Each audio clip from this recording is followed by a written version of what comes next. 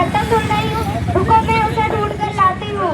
मुन्ना भाई, ओ मुन्ना भाई, क्या हुआ छोटी, तुम क्या चिल्ला रही हो? माँ तुम्हें घर पे खोज रही है, तुमको स्कूल जाने के लिए लेट हो रहा है। ठीक है चलो मैं तुम्हारे साथ चलता हूँ। ठीक है। माँ आपने मुझे क्यों बुलाया? हाँ मुन्ना मैंने ही बुलाया, जल्दी से जा, तैयार हो गया था, स्कूल के लिए देरी हो रही है। ठीक है माँ, मैं तैयार होकर आता हूँ। ठीक है।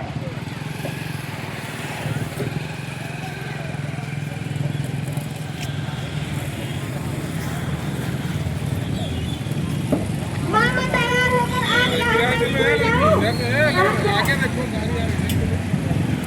माँ मुझे भी पढ़ना लिखना बहुत अच्छा लगता है, मेरा भी स्कूल में दाखिला करवा दो ना।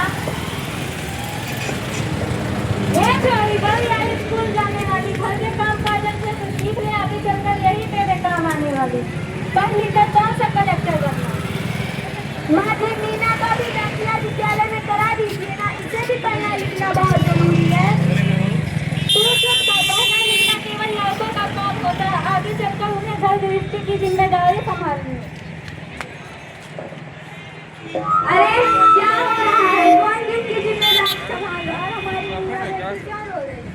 देखिए मैं डॉक्टर दीदी दादी जी मुझे स्कूल नहीं जाने दे रही है, कह रही है तुझे कौन सा पढ़ लिख कर कलेक्टर बनना है। अरे दादी ये तो बहुत गलत बात है, क्या आपको नहीं लगता कि हम बेटियां भी पढ़ लिख कर आगे बढ़े? अब समाज बदल गया है, अब हम इक्कीस सदी में जी रहे हैं, यहाँ पे लड़का लड़की दोनों एक ही समान। किनारे जा बेटा, तो किनारे जाओ, साइड जा साइड। इधर जाओ, पोलियो ड्रॉप इसकी जगह जगह हाँ हमको तो इसके बारे में कुछ नहीं पता था। अच्छा हुआ डॉक्टर जब आप आ ही गई हैं तो इसका दाखिला भी करवा दीजिएगा और मुन्ना को पोलियो ड्रॉप भी दे दीजिएगा। हाँ मैं स्कूल में आ गया माँ, देखिए डॉक्टर दीदी ने स्कूल में भी आ गया, अब इसे पोलियो ड्रॉप दे दीजिए। अच्छा ठीक है, अब मैं चलती हूँ, नमस्ते। बहुत जगह एक गिलास पानी लाना। जा आगे बढ़ा, चला।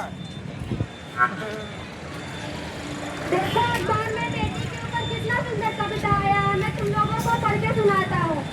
कहती बेटी पाँच हजार मुझे चाहिए प्यार दुलार, बेटी की अनदेखी क्यों करता है निष्ठुर संसार, सोचो क्या हमारे बिना बसा सकेंगे घर संसार, गर्भ से लेकर ईमान तक मुझ पर लटक रही तलवार, मेरी व्यथा वेदना का अब हो अस्थायी उपचार, जम्मा ही जग में ना होगी तो जन्म किससे पाओगे, जब बहन ना होगी घर आंगन में तो किससे रूठो किसे मनाओगे, जब दादी नानी ना होगी तुझे कहानियाँ कौन सुनाएगा, जब कोई पत्नी सुंदरी ना होगी तुम ब्याह किससे रचाओगे, जब घर में बेटी ही ना होगी तो लाड किस पर जुटाओगे, जब दुनिया में स्त्री ही ना होगी तो उस दुनिया में कैसे रह पाओगे, जब तेरे घर में बहू ही ना होगी तो वंश आगे कैसे बढ़ाओगे, नारी के दिन जब सुना ये बात कब समझ पाओगे, क्यों कहने वाली ऐसी लगी कविता है ना मजेदार। कहाँ की मजेदार कविता, मुझे नहीं आई पसंद। अरे कोई है घर में? मामा देखो टीचर दीदी आई है। आइए टीचर दीदी, हम लोग आप ही का इंतजार कर रहे थे। हाँ मैं वो कुछ दिनों के लिए बाहर चली गई थी और डॉक्टर दीदी कह रही थी कि आपने अभी तक मीरा का दाखिला नहीं कराया। नहीं अभी तक तो नहीं कराया। या तो बहुत होनहार छात्रा है, फिर क्यों नहीं कराया? हाँ खूब पढ़ाओ बेटी को, जब कुछ गलत हो जाएगा तो मुँह छिपाने की जगह नहीं मिलेगी। अरे माँ जी आप कहाँ की बात कहाँ लेके बैठी, मीरा को 8वीं तक की पढ़ाई पूरी करनी दीजिए, आगे की पढ़ाई के बारे में बाद में सोचा जाएगा। हाँ यही तो मैं भी कह रही थी, पर मेरी कभी कोई सुनता कहाँ है। हाँ स्कूल में इसका दाखिला कराओगे तो इसका खर्चा कौन उठाएगा, इसका फीस कौन जमा करेगा? अरे माँ जी आपको नहीं पता सरकार सरकारी विद्यालयों में कितनी सारी सुविधाएं दे रही है, जैसे सर्व शिक्षा अभियान के तहत डीबीटी के माध्यम से बच्चे के अभिभावक के खाते 1200 रुपए आते हैं, जिससे आप बच्चे के ड्रेस जूता मोजा बैग आदि खरीदते हैं और एमटीएम के माध्यम से बच्चे को